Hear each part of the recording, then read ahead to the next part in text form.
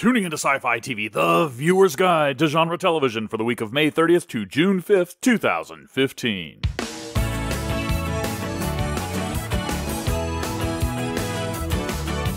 How did this happen? Where did it go? It should have been there last week's episode. I thought I was set up with my season pass. Now the new show is out, and I don't know what happened last week. How did my TiVo forget? Hey everybody, welcome back. I'm Brent Barrett. I'm Kevin Batchelder. And I'm Wendy Hembrock. And a couple things to get out of the way before we get started here. We have a poll that's closing down. Hopefully by the time you hear this, it will be closed, or maybe by the time you hear this. We asked, which of these recent season finales did you enjoy the most? It looks like The Flash won out a little bit by 29% over Agents of S.H.I.E.L.D. at 23%. And the rest of them, the pack, kind of float in behind that. Arrow at 9, Forever at 8, Grimm at 8, Gotham at 7, Person of Interest at 6, Supernatural at 4, The Walking Dead at 4, and Once Upon a Time in the Vampire Diaries at 1% each. So we'll have a new poll pretty soon after this. Yeah, kind of stuck with where it was early on, too. Didn't have much shift on that one, did it? No, not really. Those first two were pretty strong, and then there was a little crop of other ones that were strong. Thanks, everyone, for voting. Yeah, appreciate your vote always. So we like to see what everybody who's listening thinks about these things. Also, we do have a contest running. Reminder, this is the last week you can enter. You get a chance of winning either Season 1, 2, or 3 of Person of Interest on DVD or Blu-ray. So listen to the code phrase in the water cooler and check the blog for more details. Yep, I've been starting to watch, folks, and getting me hooked, so good prize to win. Woohoo! Yeah, this is a good prize. Excellent. We'll have to talk about that more, Kevin, someday. Oh, yes. I've got questions. All right. Let's head on over to the spoiler-free water cooler. So, you're still hanging on to that tiny thread of denial, trying to convince yourself that sci-fi has nothing whatsoever to do with your life. Well, you better think again, Sparky. That tiny cell phone has no basis in Starfleet communicators. Those hands-free earpieces now used by virtually everybody didn't come down from the ear of Lieutenant Uhura. And that cute little Rumba vacuum cleaner that you use far too infrequently wasn't hijacked off an Imperial Star Cruiser. Nah, not a chance. Because if it were true, then you would be forced to turn on that Flash Gordon-inspired box on your desk called a computer and listen to SliceOfSci-Fi.com, the podcast and XM satellite radio show that will turn your sci-fi into reality.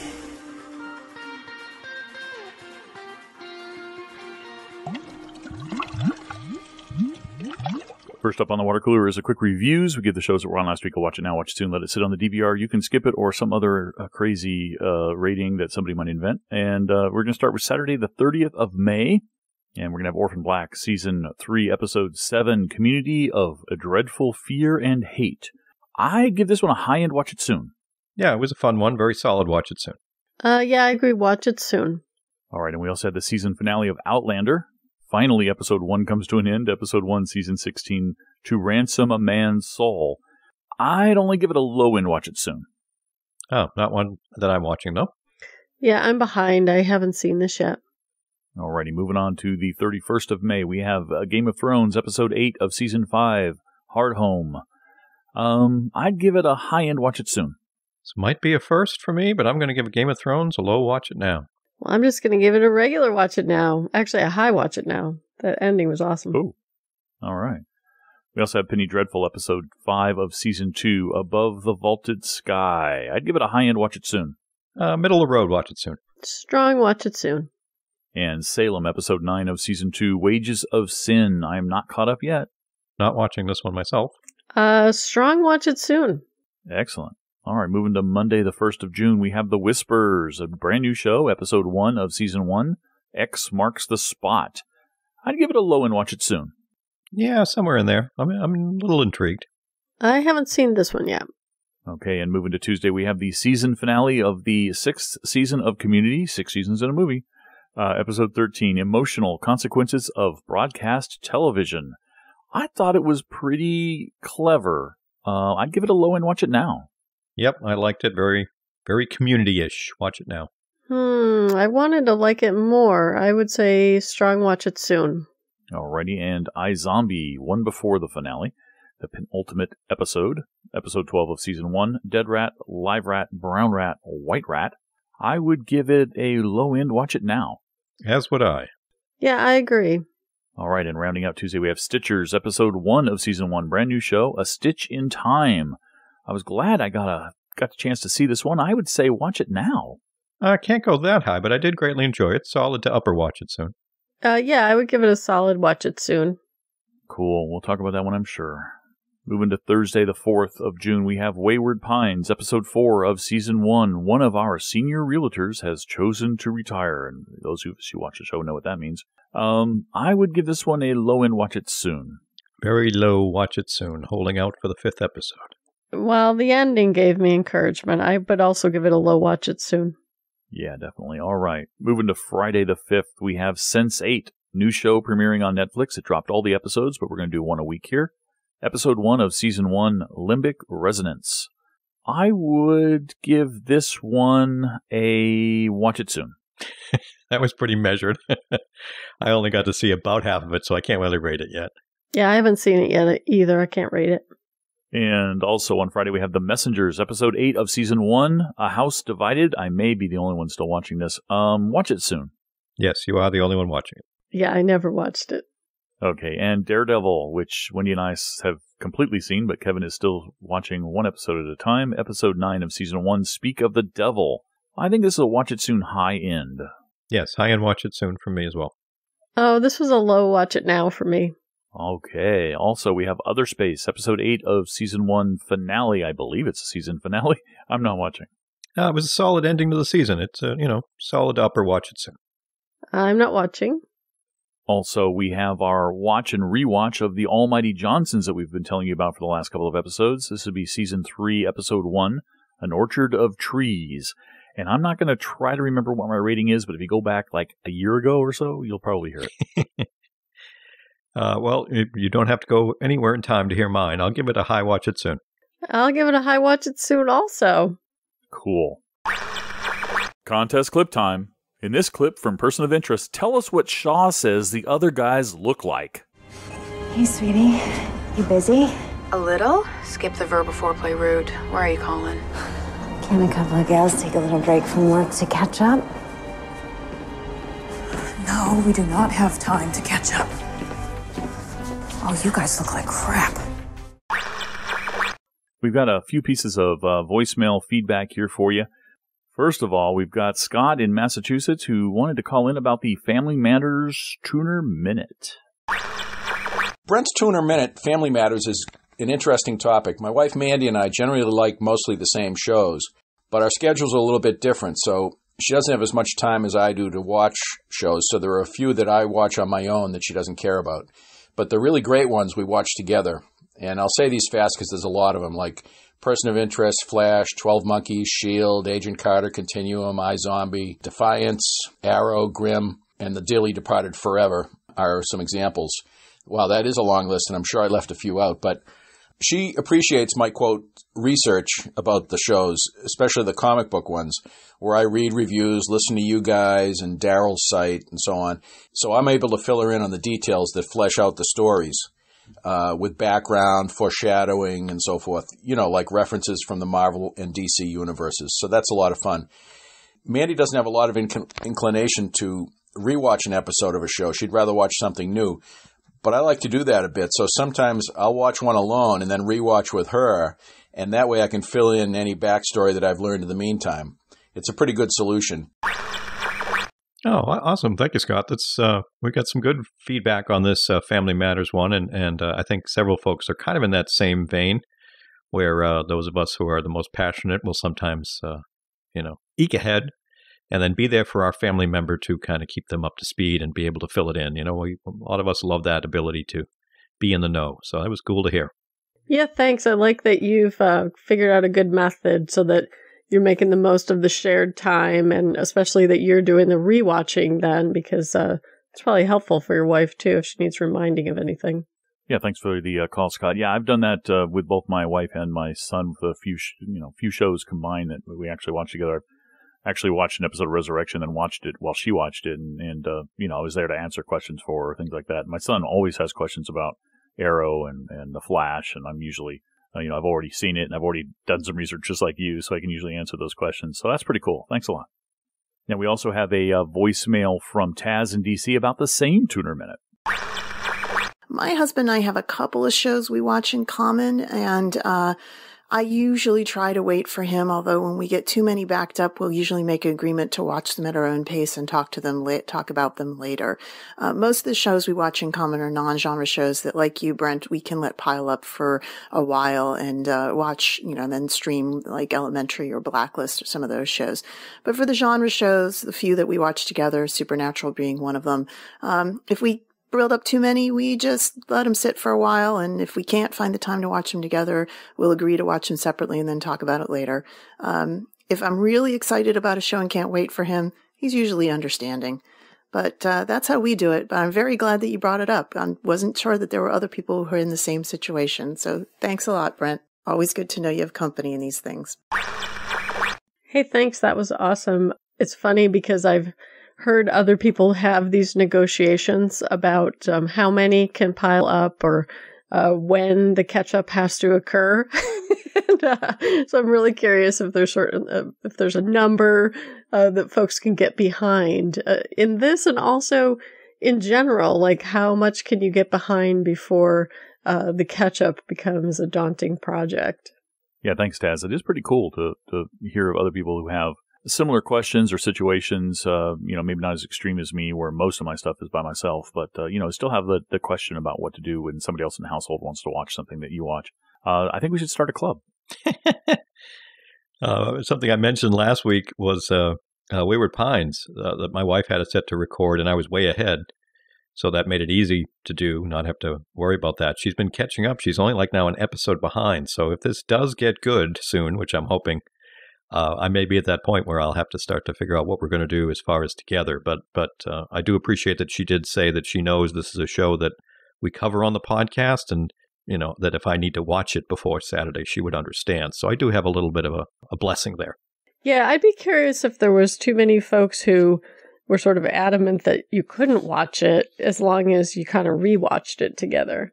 Yeah, Kevin, you might be in an interesting situation pretty soon. If the show does get good by the next episode, like you've been told, but your wife decides after she just saw the previous one she doesn't want to watch it anymore, you might have to convince her that keep watching.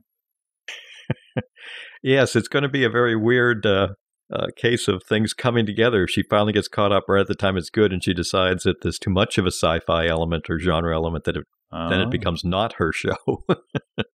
Ooh. Can there be too much? For her, yes. She's not a big genre fan. She, likes the mystery side, but if this goes too heavy genre, that might turn her off. Does she watch Hannibal? No. Oh, she might like that. All right. Well, we've got one last piece of voicemail. This one's from Justina, and she wants to talk about the new show, The Whispers. I would give it a watch it now. Maybe even a high watch it now. I am super excited about this show. One of the things that makes me excited about it is that it is not something that I can readily say, oh, it's just like this show that I've watched in the past. I can't find any show that pops to mind immediately that this show is exactly like.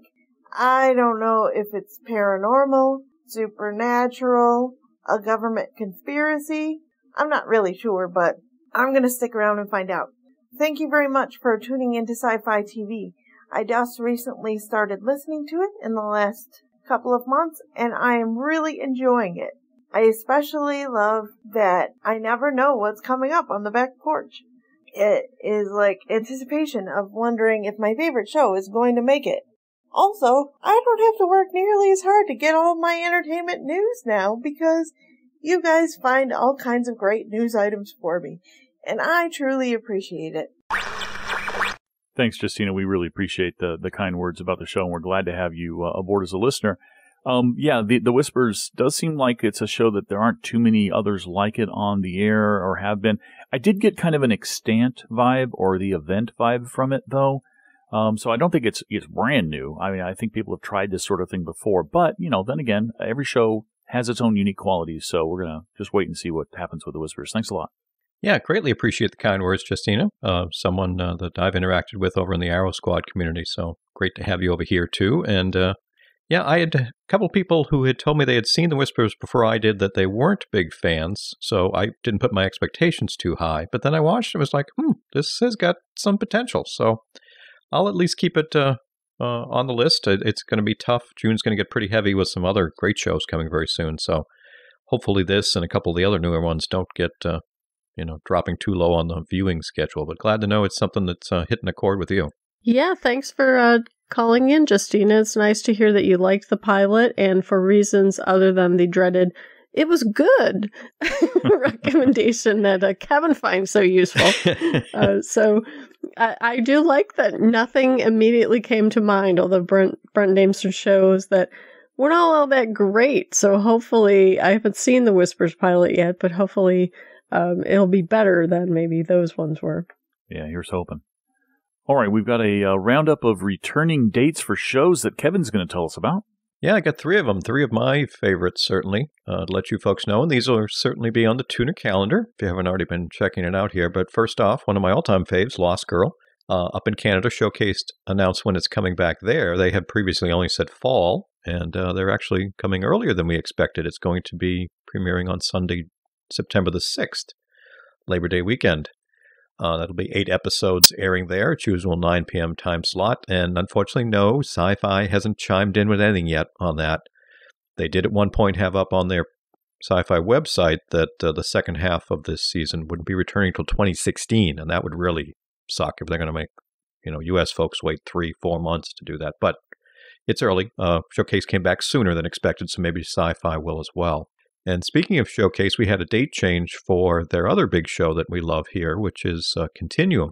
Initially, we had told you folks the shortened final season was going to begin on July the 26th. Well, they've decided instead to move it back to September, Friday, September the 4th.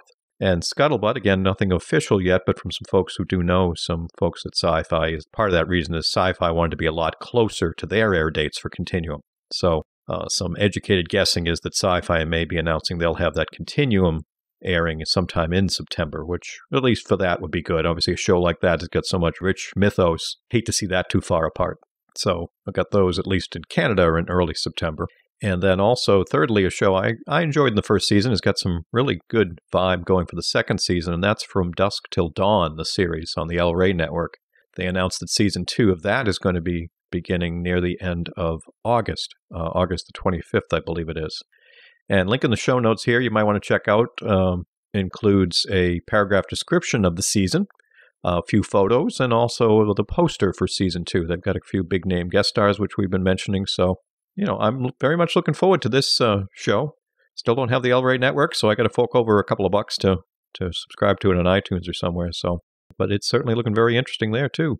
Yeah, I dropped out of the Dusk Till Dawn series, but the photos looked pretty good. I was sort of thinking, oh, maybe I need to try again, but who knows if I will find time to do that. Very glad to hear Continuum's coming back, hopefully in the early part of September, hopefully maybe paired up with Lost Girl in the U.S., or I can't imagine it'll be past October, hopefully. Yeah, I've still got a couple of episodes from Dusk Till Dawn Season 1 to watch, but I'll try to do that before it comes back. On the dates for the other 2 Canadian shows, September? Kevin, do those folks in Canada know that you and I are big NFL fans? Not only that, those premieres are DragonCon weekend, so that's a double whammy. Got to wait till we get back for those of us going to DragonCon to watch both of those premieres, for those of us who are able to get to friends in Canada to help us out there. But, maybe SciFi will let us both know if both those shows come back sooner, we can use those timelines. Here's hoping. Nothing official from SciFi yet, though. Well, you never know. Last year, DragonCon was able to show the Doctor Who premiere episode during DragonCon, so maybe one of them we might be able to watch. Yeah, it would be kind of cool with all the fans there. But I know. There's going to be a big panel this year, too, for Continuum, right? Yeah, there's several Continuum guests and several Lost Girl guests, so it certainly would be a great way to get all the fans extra excited. Here's hoping. Yeah. Special announcement right here, folks. I don't want to keep you guys waiting, our loyal listeners. So on DragonCon weekend, there will be a solo show with just me talking about the premiere of Continuum and Lost Girl. Brent will be live commenting the premiere There returns. you go. He doesn't tweet, but he'll put out like short audio bits as he watches. A live Facebook or something. Live There you blog. go. You can do a Facebook page just for it. Just for that. All right. Well, moving on, we've got a cool little behind-the-scenes featurette for The Last Ship that Wendy's going to tell us about. This one is hosted by 3 of the, I don't know who they are. I don't know who the characters are except Burke, because he's the one I like. One of them's a new guy, Australian, I believe. I think he's supposed to be a doctor, but he's also somehow, in real life, the actor is a big martial arts guy, so they've quickly written that into the storyline. And the third actor is the one I don't like, or the character I'm the least interested in. I've been kind of hoping, he was going to die soon, but it doesn't look like it. But there was a lot of fun teaser clips from what looks like the actual episodes, and a little bit of screwing around between takes as well. So it was a fun look to get ready for season 2.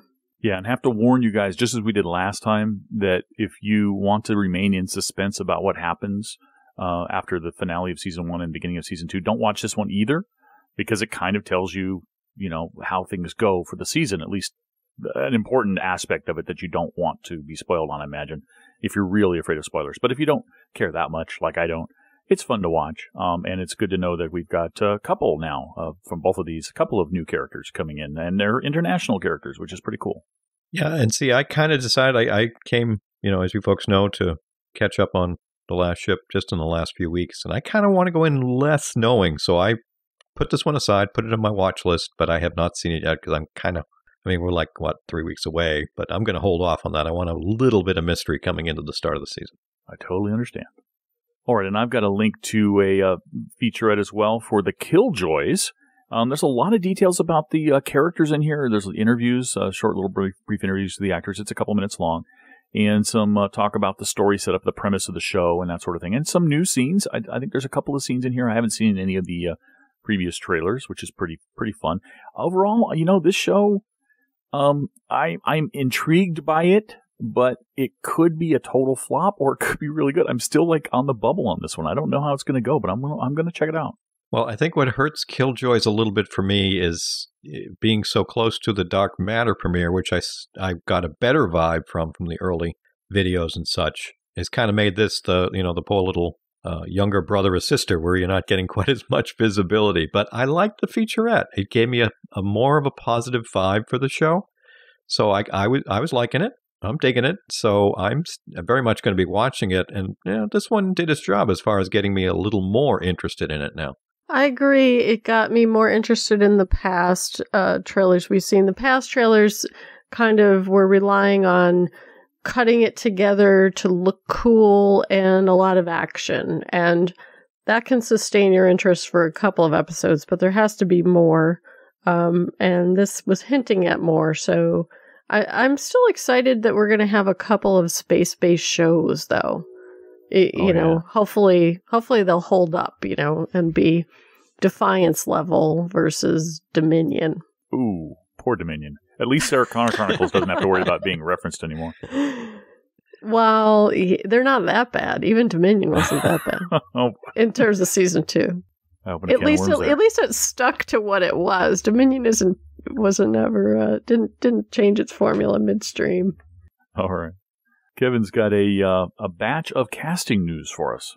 Yeah, I've got 4 items here, folks, so usual rules apply. If you don't want to know anything, time to jump ahead a few minutes here. First couple of them have to do with Agents of S.H.I.E.L.D., and it's a case from a casting point of view of characters we've seen that are now going to become regulars into next season.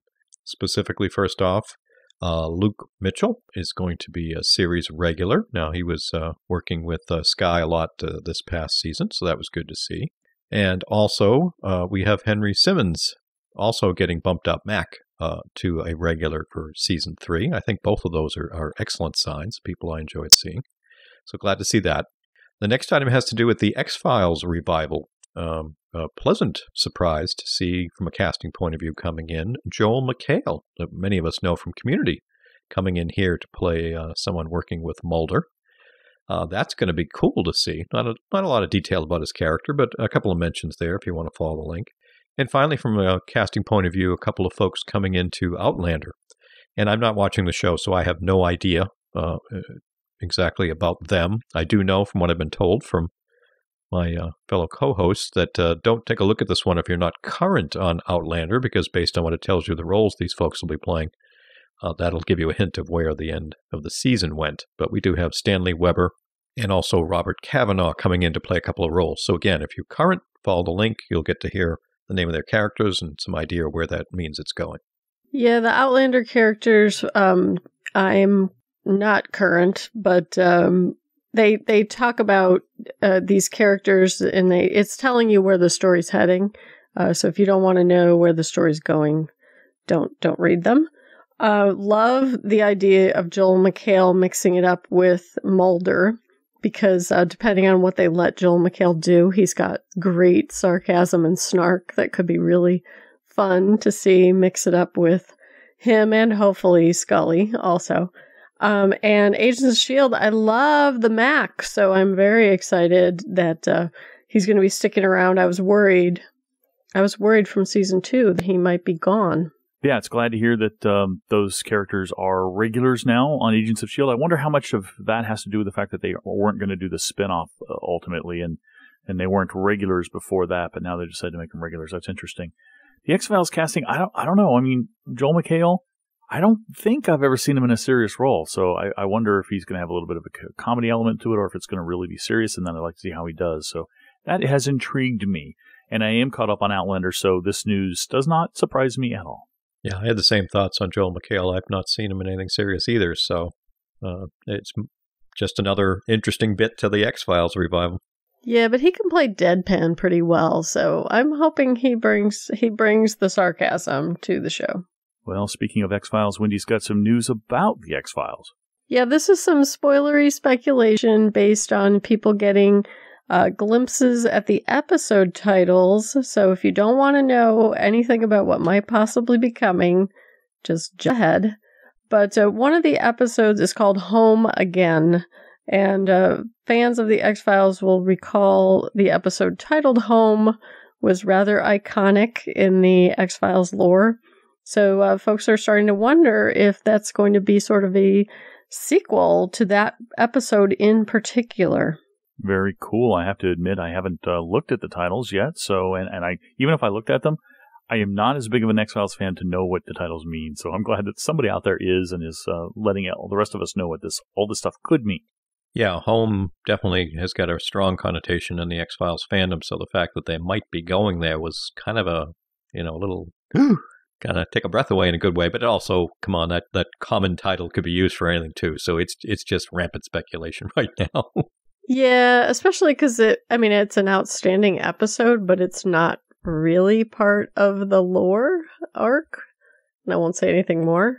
But when I first saw it, I was like, oh, wow. But I also had a question. I was like, hey, you don't have that many episodes. I don't want you wasting time on extraneous homages. Yeah, good point. All right, I've got some news about Showtime deciding to jump on the bandwagon that HBO was on and riding away with. And that is they're going to be offering standalone subscription service, much like HBO did for HBO Now. Showtime has decided, though, that they're offering Showtime. So they're going to call it Showtime. They're not going to call it Showtime Now or Showtime Go or anything like that. Or Showgo, which would have been a really cool name. But they're going to call it Showtime. And just like with HBO's Now service, it's going to initially start out with only Apple product availability. iPhone, iPad, iPod Touch, or Apple TV users can subscribe to it for $10.99 a month anywhere in the U.S. So personally, not interested, not only because it's only Apple devices and I don't have any, but also because I think I can add that to my package for much less than $10.99 a month. So I think I'll just stick with that. Yeah, and that makes perfect sense for those of us who still have satellite or cable. I'm just excited to see someone else on the bandwagon of offering standalone services. I mean, so far we got the pay channels, which makes the most sense. I'm getting excited or hoping someday we start to get the SciFis or the TNTs or some of those other more basic cable channels that have some good content that a lot of folks who are cable cutters can't get at. So it's, again, another piece in seeing us move to this a la carte watching of shows, which is cool. Yeah, I was excited about this, although, it's sort of, I would call it in the rollout phase where I think HBO started with Apple also. So, that's the path they currently can go down. But I agree, Kevin, we're hopefully just maybe another year or so out from having that a la carte of the basic cable channel content too. I like where this is going. I'm a little concerned about the cost point, the price point right now, because the goal, right, for all cable cutters is to be able to go in somewhere on the web or somewhere and say, I want this channel, this channel, this channel, this channel, this channel. That's all I want. And they expect to get it at, a reasonable rate. But right now, if each one of them offers them individually at $10 a month, you're looking for 5 channels, $50 a month. That's not saving you that much. I mean, you could get cable and get all those channels, and for close to the same price. So I'm waiting for the time when maybe you get a bulk discount or something. Somebody gets together and offers, either it's a cable provider or something like that, or some newfangled provider, and they offer all of these services in deals where if you buy them in quantity, 5, 10 channels or whatever, you get a discount on it. You don't have to pay the full price for all of them, because if you have to pay the full price for all of them, I think it's going to get a little crazy pretty soon. Yeah, we're definitely still in the wild, wild west phase of this, I think. I mean, you've got some providers like Sling TV that's doing a pretty good job with like $25 a month packages that have got a good set of channels. Not great, not many of our genre stuff. So it's still, at this point in the marketplace, they can do it. Also, they're a paid channel that people are used to paying that kind of price for, ballpark. But yeah, you're right, Brent. We're going to have to wait to let the dust settle for it to be a true alternative. Right now, it's just for those who want to be able to say, look what I can do. Well, I think for some people, though, they only want to subscribe because they want to watch one TV show. And if you think about the price point, if they were paying per single episodes like on Amazon or iTunes, it's probably comparable. So I think for some people, they might only subscribe to one of these channels for a couple of months to get through the particular show they want to watch. So it might not really turn out to be that much more.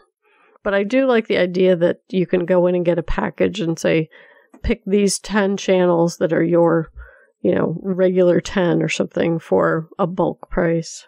Yeah, we'll have to see how the cable and satellite providers respond to all of this activity, and maybe they will offer that, I would hope. You would think they would start getting smart about that. Yeah, unfortunately, I think they're tied down with a lot of contracts with a lot of networks and groups of networks, so they don't have much choice.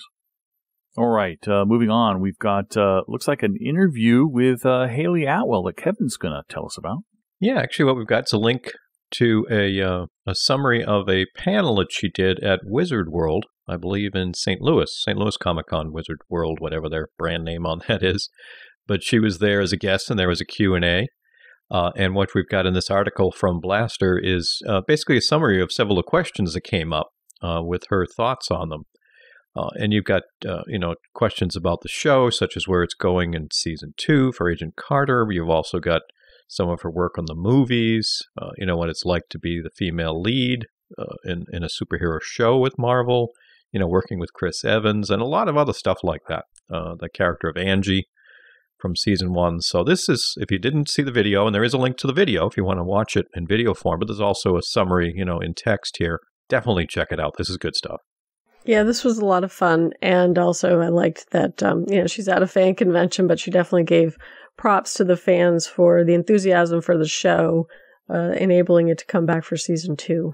I love the comment she made about the first Captain America movie. It's very humanizing and very humorous at the same time of her being set up, basically, to see Chris Evans shirtless for the first time and them taking the take of her being naturally very giddy about how well cut he was at the time. Yeah, no acting required on that one. All right, moving on. Wendy, you've got some information about Game of Thrones.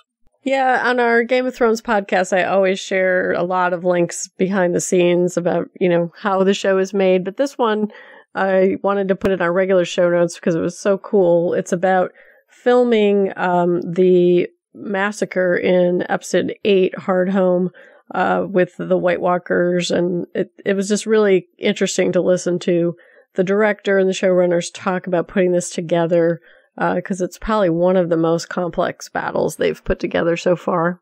I haven't had a chance to look at it yet, but it was definitely a very visually and story-wise exciting experience. So I'm looking forward to checking this one out. Yeah, I'm not usually big on a lot of the behind-the-scenes stuff with Game of Thrones, but this one, having enjoyed the episode immensely, I definitely took a look at it. And like you said, it's nice to go inside of it, even if you're not a huge fan of the show. I think folks will appreciate, as you said, the complexity of what took place. All right, and to wrap up the links, I've got an interview link here for the one of the stars of iZombie, Robert Buckley, who plays Major. And there's some spoilers in here for sure. He talks. It looks like the interview was held right after the penultimate episode of iZombie, or well, next to penultimate episode, I should say, the one previous to the one we are talking about this week. But there are some photos from all of the season 1 episodes in this link as well. So if you're a little sensitive, stay away from it. But he talks quite a bit about the arc of his character and how excited he is that the characters had so much to do, and a little bit of the talk about his character and Liv's character and their relationship. So if you're interested in that sort of thing, check it out. Yeah, I definitely recommend it. Like you said, it's certainly for someone who's current on the show, which is just a single episode left, or you don't mind knowing a little bit about what's kind of coming. I've been really, as you folks have heard from our discussions, getting very excited with this show. So I dived in and enjoyed it quite a bit. Yeah, definitely if you're not current, don't follow this if you don't want to be spoiled. I liked his comments about working with David Anders. I also liked his comments, as you mentioned, Brent, about what he does and doesn't think about Liv and their relationship. Yeah. All right. Well, to wrap up the water cooler, we have a tuner minute as usual. This one I recorded. It's called The New Model. There's a new way to watch first-run genre shows these days. For lack of a better term, I'll call it the Netflix model. An entire season of first-run shows drop in a single day, and you're free to watch them all at once, in big chunks, or one episode a week if you're a little old-fashioned. And this has raised all sorts of questions about how we watch television and how showrunners present it to us. On the watching front, of course, the question is, how quickly do you consume it? And how does that decision affect how easily you can talk about the show with your friends? But on the production front, it also raises a question to showrunners. Since they know they have a set number of episodes that will drop at once, do they make any attempt at keeping each episode self-contained, or do they just full-on serialize an entire story from the first episode to the last episode and expect you to consume them like you would a book, either all in one sitting or over a period of time? While the Netflix model has presented we, the viewers, with a few choices, it's also confronted the content producers with a major question that can significantly impact their show's reception. They may run the risk of off-putting traditional TV viewers if their episodes cannot be fully enjoyed one at a time. Someone might watch an episode or two and think, this show doesn't make any sense to me, and just stop watching. But on the other hand, they can tell an epic story that just isn't practical in a traditional episodic format. So what do you think about the new model of television production and viewing? Which style do you prefer, and how do you see it evolving over time? Well, as you said, now that we've started to really see some more of this on the genre side, I know House of Cards and some other shows have been there for a while on Netflix. I'm just thinking about some of the ones we've gotten recently, and I like the fact that when you've got a story like what Sense8 appears to be, where, it's a mystery and you're waiting for things to kind of play forward, even though I am, to use your phrase, and I think it's accurate, old-fashioned in some of my viewing and want to sparse it out, I like that I can keep going if I want to. I've certainly said that with the number of shows I watch and even just my personality, I'm very good with the one a week and then having a chance to chat with other folks and know exactly, like you said, community-wise, where we're at. We're all only at the X episode.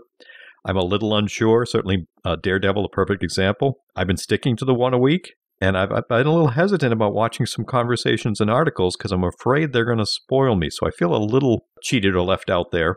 But I do like that the Sense8s and some of those would allow me to keep going if I do get totally hooked. So as a viewer, I'm liking that we're doing it. I'm waiting for maybe a genre show that becomes a little more, like you said, Brent, episodic. So far, I've just had the experience with a couple of comedies, which isn't a good parallel. But I've been able to hold back on Daredevil, but I know I want to keep going. But I do appreciate that looking at that one, they have made them very episodic. And I'm sensing maybe Sense8 won't be so much because of the nature maybe it's going to develop. So I'm also kind of waiting to see where that goes, but I like that we get the choice as viewers very much now. I just miss maybe being able to dive into as many articles for fear I'm not as current as others are. Well, I mean, I've watched a bunch of series that mostly on Netflix that came out. Some of them were genre, like Hemlock Grove, and The Fall, which is definitely not genre. It's a crime mystery type series. And I think it was called The Lake with Elizabeth Moss from Mad Men. And they had varying success. Hemlock Grove, definitely, as the story kept unfolding, I got hooked. And it wasn't like Daredevil, which I totally binge watched in like 3 days because they did a great job of sort of ending every episode with a question I wanted answered immediately. The Fall did the same thing, but that was sort of the structure because it was a mystery. So I think it definitely is going to be specific to the story for me, because a lot of these shows seem to be structured deliberately to be building from week to week to week. I haven't seen Sense8 yet. The things I've read about it, though, are almost more like it's a movie and you have to watch all 8 to sort of put the whole puzzle together. And I question whether viewers would have the patience to wait for the payoff of that. You know, to me, the one thing I like about Daredevil, for instance, is, you know, they pose story elements, they set up problems, they answer them, and they move on. So by the end of the season, we've got characters that have gone through a whole arc. The thing I'm wondering about is what it assumes are the expectations of the audience in terms of sticking around to get to the good stuff. You know, if the first episode doesn't knock your socks off right off the gate, how long will people try with these shows? Or, you know, will people be more interested to say, okay, I'll watch the pilot to sort of get oriented, and then I'm going to jump to episode 5 if there's 10, because it's not that great. I wonder how invested people will get in watching the whole thing in this model where it's all sort of, just pull it out whenever you feel like it. Yeah, I think there's a big risk, as Kevin pointed out, with so many things on the air and so many things available to folks these days. A lot of people do want to stick their toe in, just take a dip and see what something's like. And if your first episode, like you said, Wendy, doesn't really hook you and make you want to come back, there's a real danger that somebody's not going to bother watching the rest of your show, even if all the episodes are available to them. They just don't have the time or interest. But there's 2 genre shows that are Netflix all drop, season drop shows that we both talked about here, and that would be Daredevil and Sense8, that I've had experience with both, but 2 different ways. Daredevil, and I might disagree a little bit with you, Kevin. I don't think they're really great episodic shows with Daredevil. I think they do a good job of having a cliffhanger at the end, like Wendy mentioned, that make you go, ooh, and I want to come back. And I think that's kind of important for each episode. They've got to have something at the end that makes you say, I want to watch the next one. And not just be willing to just sit down and wait for the next week to get another week's of self-contained entertainment, because that's just traditional television. And that it works with Daredevil for sure.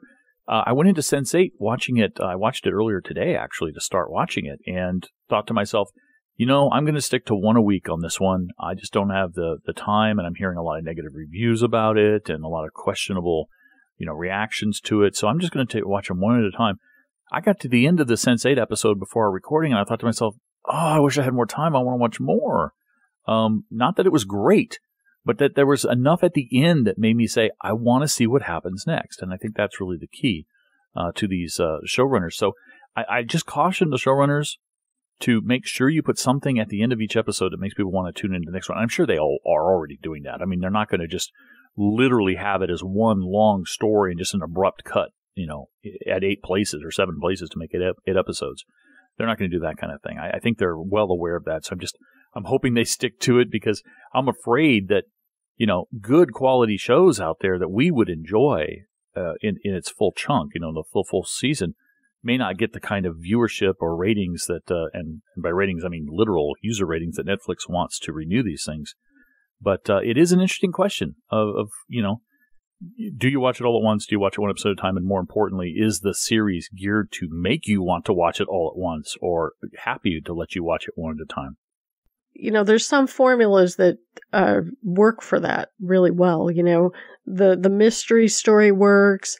The hero going up against whoever's the bad guy. The building of the storyline for the protagonist to turn into the hero and finally face down the bad guy. Those kind of stories, you can build in those beats pretty effectively. But there's some other stories, especially ones where there's a mystery, where you can have more problems, right? Keeping the momentum or introducing too many red herrings that frustrate people. And another related to this thing that occurred to me is that, we've had for years, we've heard from those people who don't want to watch a show until they know it's going to last or that it's not going to be too early. The investment side of it, emotional investment. Which, obviously hurts ratings, but whether or not that matters is another discussion. So the emotional side, to know that you have all the episodes of that season, whether it's 8 or 13 or whatever, certainly makes people more comfortable and be willing to maybe go at it. And also, I know for me, from the Daredevil side, it's been nice when that first started, and naturally a lot of people jumped in and saw them all, to see several reviews and comments from people that I trust or know in the social media circles that are similar fans like me be so positive that I could then say, okay, it's worth me sticking with it, even if maybe it has a little up or down. Not saying Daredevil has, but you brought it up too, Brent. Some of the reviews of Sense8 haven't been all that glowing, so I'm kind of like doing like you said, okay, well, I can probably make time for one a week, so let's give it a few to see if it's okay. So I think there's also that aspect, unlike a show airing on traditional TV where you might think it's cool and then a few episodes in, it just totally derails and you feel like you got cheated. It's nice to maybe look and say, okay, these shows drop. I'll look for a review or two and see if something seems like it's a match for me. You weren't referring to Under the Dome, were you, Kevin? Or Helix? Yeah, no, Under the Dome was its own thing. Helix, that's... But both of those shows are examples where if they had all dropped at once, it would have been more useful in some ways. Well, and Brent brought it up too. It's that risk as a showrunner, because if your show does suck or maybe isn't as good as you think it is, and it gets, totally derailed from ratings, you'll do even worse. I mean, at least Helix got me watching a few episodes before I gave up. Yeah, no, it does. You get to that payoff point where you're like, well, I'll stick it out to the end just to get to the end, which people might not be willing to do with some of these experiments. Well, definitely look forward to what you guys think of this. It is something that affects all of us, I think, and I think there are a lot of varied opinions out there. So let us know. Give us the feedback. We appreciate it. And let's head on over to the spoiler-filled back porch. Today we talk about iZombie, Stitchers, and Game of Thrones. First up on the back porch, we're going to talk about last week's episode of iZombie, and Kevin's going to kick us off. Alrighty, and by last week, we're talking about the next to last episode of the season, episode 12, Dead Rat, Live Rat, Brown Rat, and White Rat. And excellent episode, as you heard from our quick ratings early on. I really hit a few high points here, bounce around a bit as I like to. I thought it was cool to see Liv have two different brains.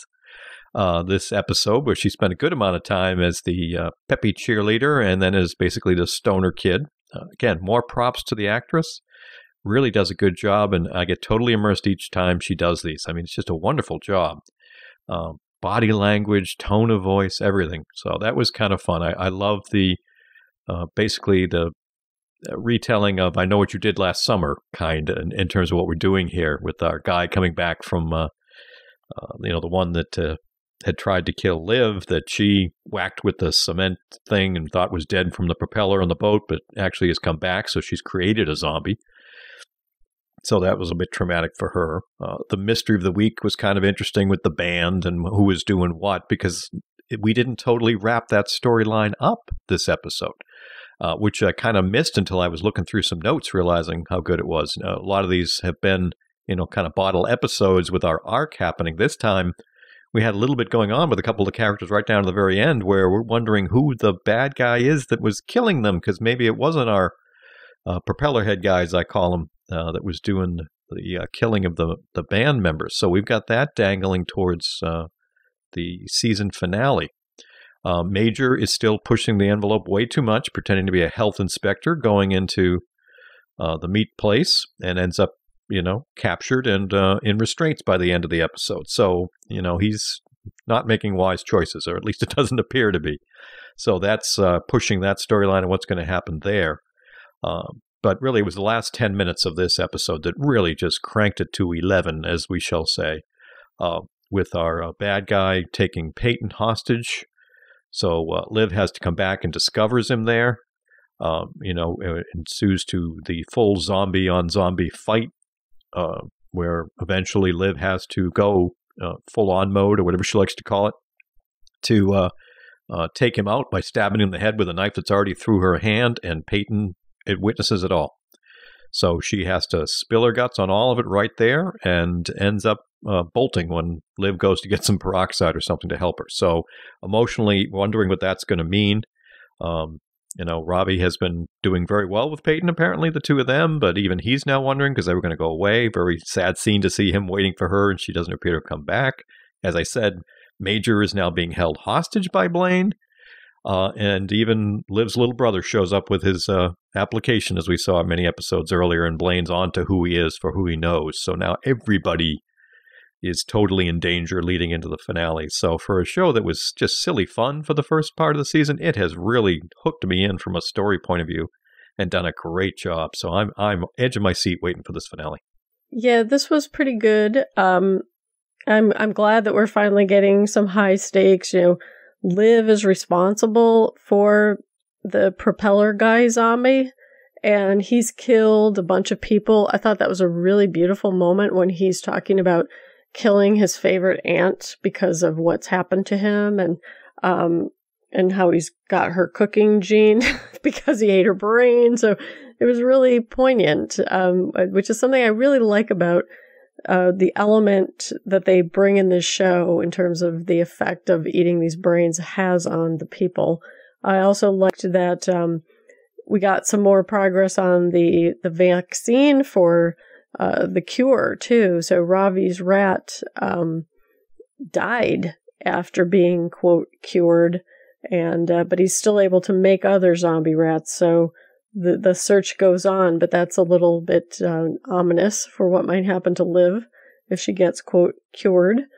I was really worried they were going to kill Peyton when we came into the apartment along with Liv and found her. I was really worried that she either got scratched or she was just going to be straight up dead. I thought he was actually probably cooking her brain at first. So good on you, show. And, it isn't just Liv who has this damaged relationship now with Peyton, but possibly Ravi, too. What's she going to do? We have no idea. We didn't see where Peyton went or what happened.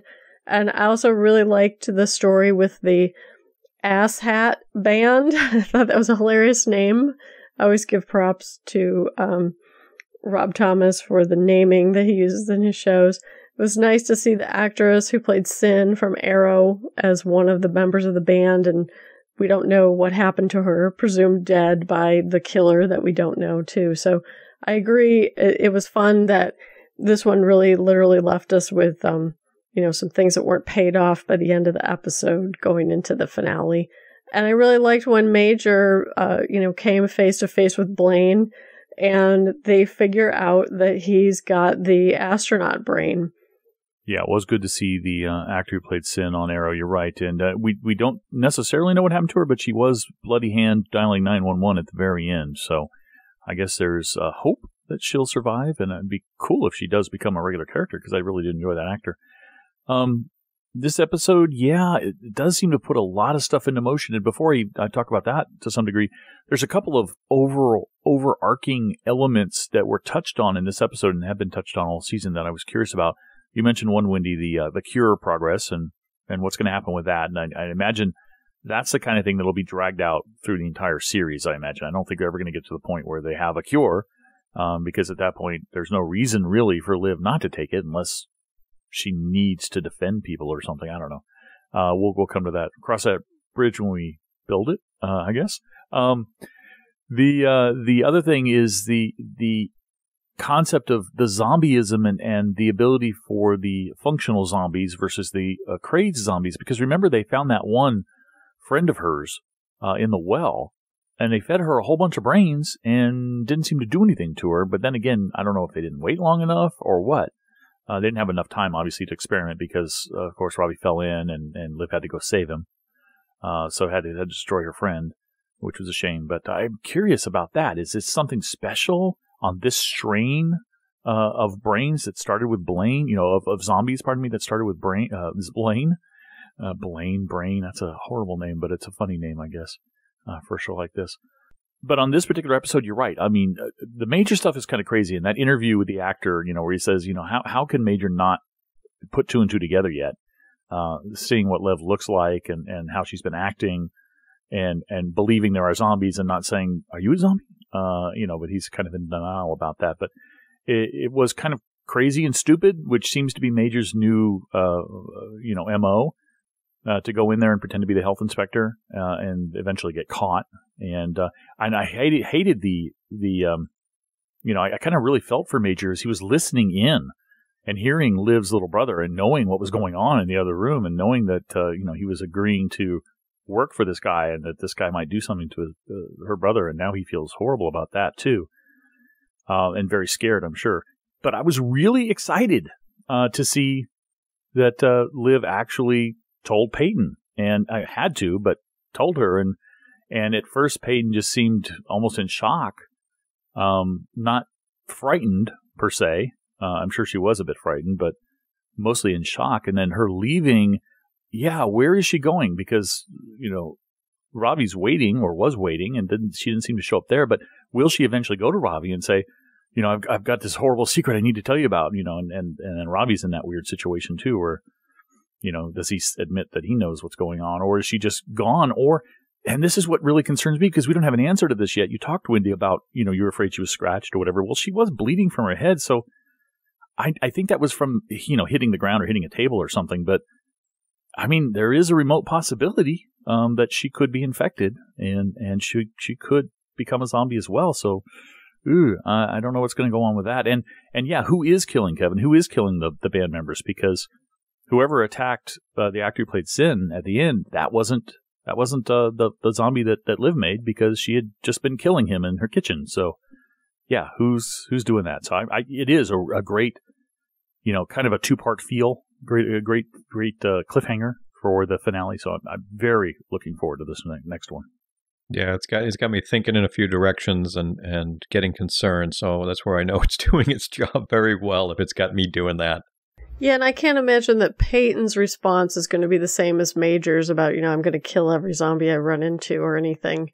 So I'm going to be very curious what role she takes in all of this, assuming she comes back. Yeah. All right. Well, we also wanted to talk about a new show called Stitchers, episode 1, Stitch in Time. Now, I was kind of surprised. I saw this. I don't think I had this pre-recorded. I think I saw a promo for it on ABC. It was coming on ABC Family the day before it aired, so I punched in my recording right away for it. Was pleased. I mean, I had heard the premise of this, as I think we reported it to you, which was that this government agency allows this person to go into the memories of recently deceased people, and I was thinking, okay, we've done stuff like this before. I mean, even iZombie kind of does something like this, in to some degree, with Liv eating the brains, but.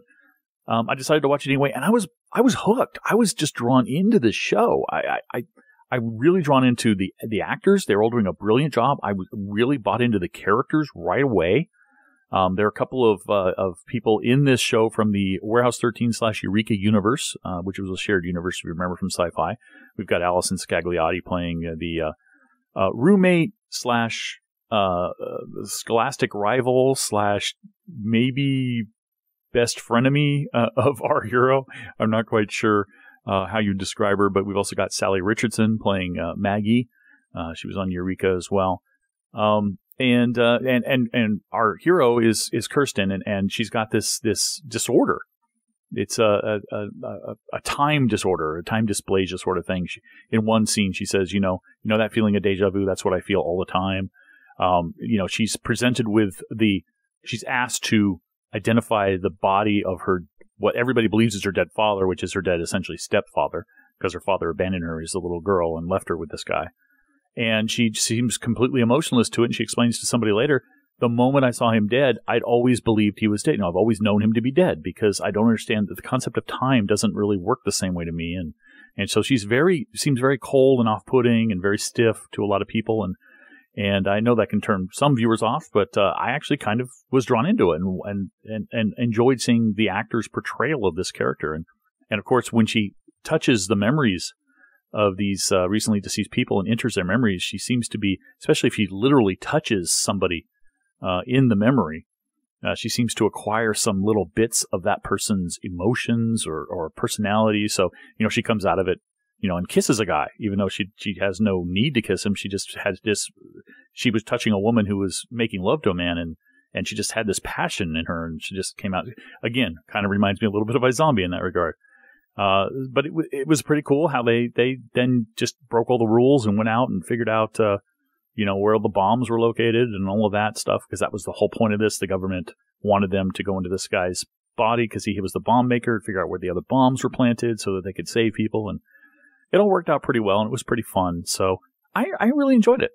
Yeah, and I had a very positive vibe out of it, too. And as you said, a good part of that had to do with some familiar faces that I really enjoyed. And you mentioned both of them. Allison Scagliotti and Sally Richardson from Warehouse 13 and Eureka. So I'm hoping they have a good part to play, a decent-sized roles. That would be great going forward. And it had some interest. Like you said, this, for us that have watched a lot of shows over the years, we could list off several that have some of these components.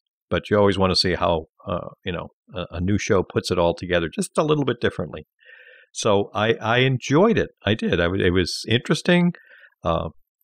It's nice to see some different actors and roles. I'm kind of liking what could be there. So it's a positive vibe for me. Wouldn't say I love it, but I would say I'm interested. It's going to fit, I think, tone-wise, the summer for me in an approach. So that's a good thing. I did mention to Brent in a couple of email exchanges back and forth, I'm having a little trouble dealing with our lead character. I understand her condition, and maybe I needed a little more understanding of it, because her very off-putting nature, her very cold nature, is going to be a little hard for me to take if that's the way she is all the time in every episode. I understand why, so that might make it easier for me, but I don't know. It's making it a little hard. I'm saying she has to be smiling and super happy all the time. Just that's going to take a little getting used to. That's maybe the biggest ding that I'm concerned about, is can I deal with that in every episode all the time? We'll have to see. But certainly for something that definitely flew under the radar and is kind of coming in, as we've said, with some other shows we're watching and with a bunch of the Sci-Fi Channel shows coming later this month, I know I won't be able to keep up with everything I'm watching right now.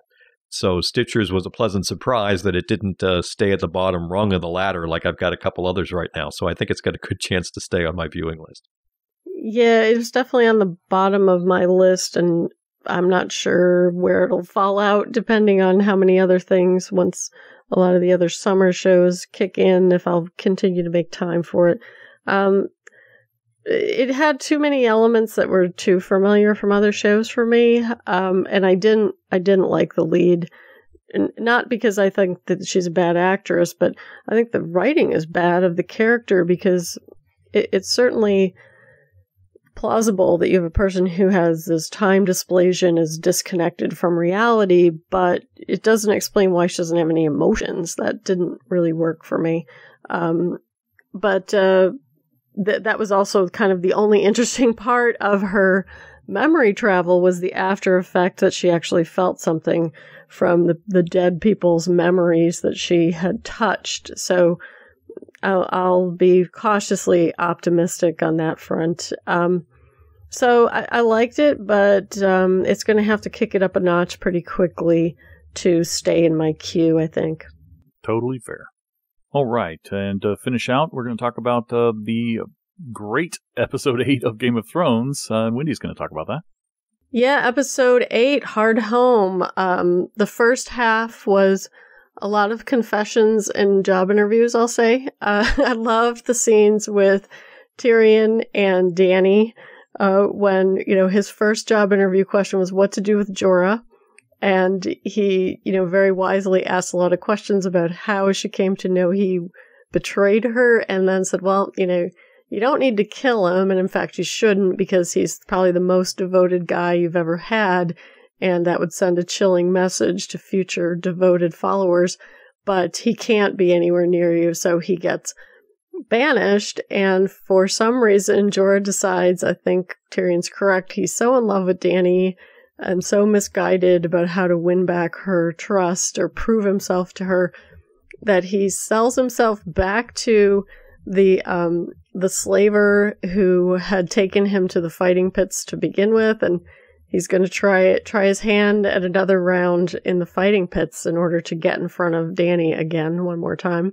Also, his grayscale is getting worse. But I also loved, I called it the wine meet cute between Tyrion and Dany, where, not just he being questioned to decide whether or not she was going to keep him around or kill him, but she was also being interrogated by Tyrion about whether she was the right kind of terrible ruler that he should back. And there was just some great dialogue in that scene and just great performances by both of the actors.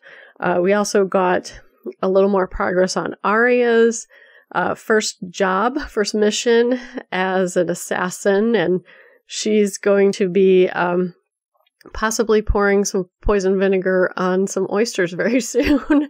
Although when we talked on the Game of Thrones bonus podcast, we were very confused about whether this guy that she's possibly going to kill was an insurance guy or a gambler. We really don't know what he was supposed to be doing, but it was great to see her.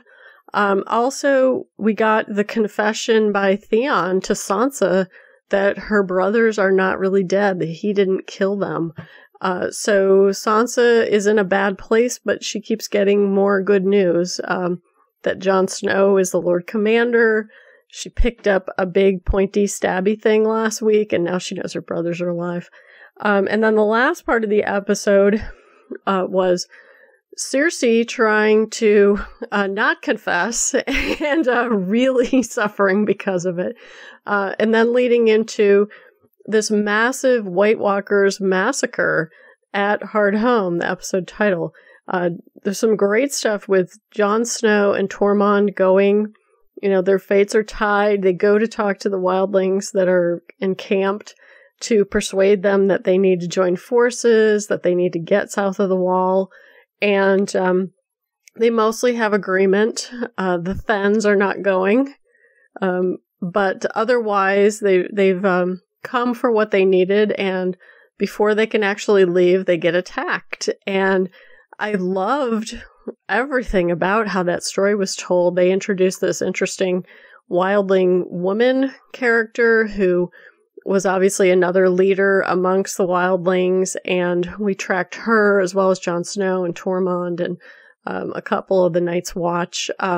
Also the giant. And we also had Jon Snow confessing before they agreed that he killed Mance Rayder, and Tormund quickly clarifying that it was a mercy killing. But we also see that Jon Snow's sword, which is Valyrian steel, it's made of Ned Stark's, or it's Mormont's sword, the former Lord Commander's sword, can actually kill one of the White Walkers. And we also get to see the Night's King, who we saw last season with the baby in that very chilling introduction where he drags his fingernail on the baby's cheek and turns it blue-eyed. We see him watching Jon Snow kill his White Walker. And we also sort of, at the very end, see him, I would say, challenging Jon Snow by showing him the trick of every one of these wildlings I just killed are now mine. And that is an incredibly terrifying enemy. Just so much good stuff in this episode. Yeah, the Cersei stuff, I couldn't care less about that character, but it was, I guess, the only question I have about that, and I kind of threw this out to you, Wendy, earlier, was, where's the mountain? Because the mountain, from what I understand, survived the battle, the trial by combat, and even though he may be injured, but he is so, unstoppable, or was so unstoppable, and so very loyal to the Lannisters, it would seem like he's going to come into play at some point here with regard to her captivity and maybe her rescue. With the Sansa stuff, yeah, I want something to happen there. I want Brienne to come in or something to rescue her. I'm tired of this. It's grating on me. The Cersei thing is annoying me. This is grating on me. Jorah and Dany, I kind of, even though, yeah, he definitely loves her. She, I don't think loves him in any romantic way. She might deep down actually have feelings for him, from, more of a fatherly fashion. But that relationship is very, very touching, between the two that can't seem to be ever because of what he did in his betrayal. And the Tyrion scene was awesome. I love that. The battle, I did love the fight with Jon Snow and the White Walker. It was great, that very momentary look on the White Walker's face as the sword isn't shattered by his axe and his ice axe, and the White Walker's kind of like, what? and then gets destroyed, gets disintegrated almost as the sword goes through him. That female leader you talked about, now that's the only nit I have on the entire episode. I love that character. Oh my God. In such a short time, they built that character up. I could totally identify with the character. I loved the compassion she felt for her children, and how he appealed to her by talking about the children and her standing up for what clearly was right here and getting on Jon's side. And then so pissed off at the showrunners when they just kill her off. And now we do see her stand up as an undead at the end, so maybe we'll see the actor again, but I doubt we'll see the character unless we're going to find out that they're not, that there is some kind of a cure possible for them or something, and figure out some way to get her back. But I was also kind of frustrated when during the battle her downfall was seeing the children, the undead children, and I'm like, oh, come on. Yeah, she's a mother, but she's a warrior too. She's not going to freeze and let them all just jump on her and bite her to death and chew her up and kill her. That's just stupid. So, that's my nit. I thought it was sloppy writing because they wanted to kill off a character that they thought you guys, we would attach to. And I thought that was pretty sloppy on their part and pretty much beneath the show. But yeah, there you go. And Arya, gotta say, she is my favorite character, but I'm really getting annoyed too because the development is fine. I understand from the book readers that the development is much faster than in the books for her character, but I'm annoyed because she's so on her own. I want her to get back in the mix. I want to see how she reacts. I mean, last season we saw her, Brienne came by. Whenever she was with the Hound, they were doing things that crossed paths of other people. She heard news about people, but now she's just totally on her own, doing totally separate things. I want her back. I want to see her cross back into the story stream of the rest of the folks. So, it was a good episode. I'll give it that. Yeah, I mean, my Game of Thrones ratings tend to be much more on the lower side because of the pace of some of the story items. But it was nice, as you two described very well. I mean, each of those different story bits, it was nice to be getting dialogue and things that really seemed like, okay, we're finally moving them. Something's getting somewhere. We're getting some good bits. And I'm going to do as I have for many seasons on Game of Thrones and Walking Dead and get excited that the last two episodes might have just as much cool stuff in them of this season. But likely not. But still, I can appreciate, for me, when a really good show does a really good job with some of these bits. So Seer, some of the other bits may not be my favorite characters, but I kind of like that they're realizing the position that she's in, or she is, and how limited she is. So it's interesting. Obviously, the predominant part that got the good rating for me was just that incredible fight at the end. I loved seeing Jon Snow and all go into that camp, try to make the case for why they had to be at least allies, realizing it's not just going to occur in a 1 hour meeting or whatever. And then to the point of having the White Walkers attack them. And as you said, Brent, realizing what they can do with the dead to turn them into soldiers. Talk about making you all run for your life. That just really amps it up incredibly for how bad the situation is. So that's exciting, and I'm hoping there's some way that he'll be able to share that with enough people to realize that they do need to somehow align themselves if they're going to have any chance of not getting wiped out across all of the lands. So interesting bits, hoping to get a really strong finish to the season. Yeah, Brent, Well, we know the mountain is on Qyburn's table in his lab, and we've seen him sort of twitter underneath the sheets. And even when Qyburn came to visit Cersei, he made that oblique comment about the work continues. So there's a possibility that he's going to, wake up or be able to be engaged, but I'm not counting on it at this point. I'm expecting to see Cersei have a trial, but this is kind of like the season, last season, where we had multiple weddings. It's like, are we going to see Loras's trial, Marjorie's trial, or Cersei's trial in these last couple episodes, and if one of them will be carried over? I totally agree that it didn't make sense to me that a hardened warrior would see children, even as horrific as those children looked. She must have come across children fighting in battle before. It can't possibly be the first time she came across that. I mean, I agree it's shocking, but she did seem to just sort of collapse and not give up versus being overrun, if I recall the scene. The last thing I wanted to swing back to was Arya, because Arya might run into some people from King's Landing in Braavos, because Cersei had sent Mace Tyrell, Marjorie's father, to go to the Bank of Braavos and plead their case for why they needed to renegotiate their debt. And he's going with Sir Mirren Trant from Cersei's Kingsguard, who is on Arya's hit list. And I'm predicting that she's going to run into him. At least that's my hope. Or possibly, sneak aboard his ship back to King's Landing or something. I do agree. She can't stay away at Hogwarts for Assassins forever. She needs to come back into the storyline as well. Definitely. We've run very long, folks, so I appreciate you sticking through to hear us talk about these shows that we felt very passionate about this week. I appreciate Kevin and Wendy for being here every week, and you guys for listening. I'll catch you next time. Have a great week, everybody. Thanks, everyone. We offer several ways for you to get in touch with us. If you come to our website at tuningintoscifitv.com, you can leave a comment on any of our blog posts. There's also a link there over to our discussion forums. You can send us email at feedback@tuningintoscifitv.com. You can leave us voicemail by dialing 206-202-4182, or also on Skype at Tuning Into Sci-Fi TV.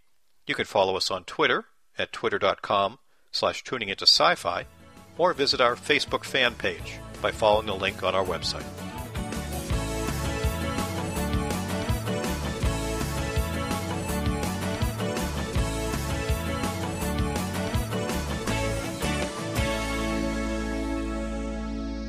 Tuning Into Sci-Fi TV was hosted by Kevin Batchelder, Wendy Hembrock, and Brent Barrett. The theme music for Tuning Into Sci-Fi TV is by Beatnik Turtle. Used with permission. Listen to Tuning Into Sci-Fi TV on Stitcher Radio on Demand. Download the free app today at Stitcher.com.